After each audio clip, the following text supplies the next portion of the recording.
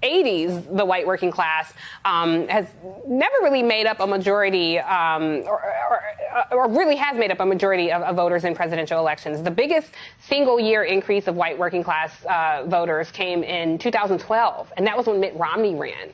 So many Dem candidates trip over themselves to secure this block. Why do you think that is?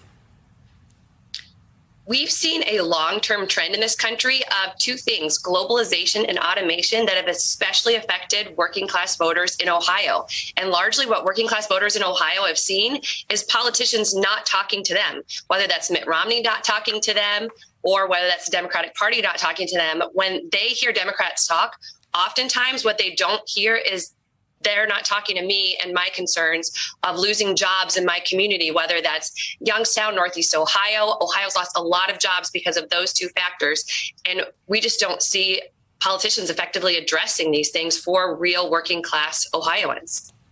Morgan, let me switch to you. Thanks for being here. I do want to say that we did invite Congressman Tim Ryan to join as well. We look forward to having him on the show soon, we hope. But Morgan, one thing that really frustrates me when I see Democratic candidates come out and kind of brag about how they can win those Trump voters or, the red state voters. And I think for Democratic voters, the question is, hey, you're a Democrat. Convince me how you can win me. Convince me how you can win the base vote. Why do you think that so many Democrats trip over themselves to win a voting bloc that hasn't really rocked with them in decades?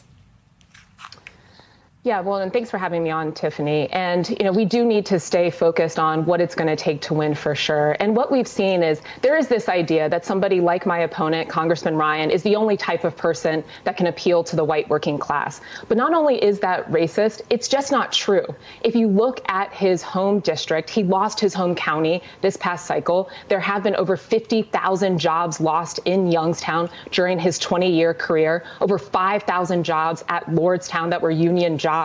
And so what it's going to take to appeal to the white working class, to the black working class, to a host of others is a real working class candidate with a plan. And that's what I've been talking about. My Ohio Opportunity Guarantee, creating over 600,000 jobs in the clean energy sector. It's been resonating with people of all backgrounds all over the state of Ohio.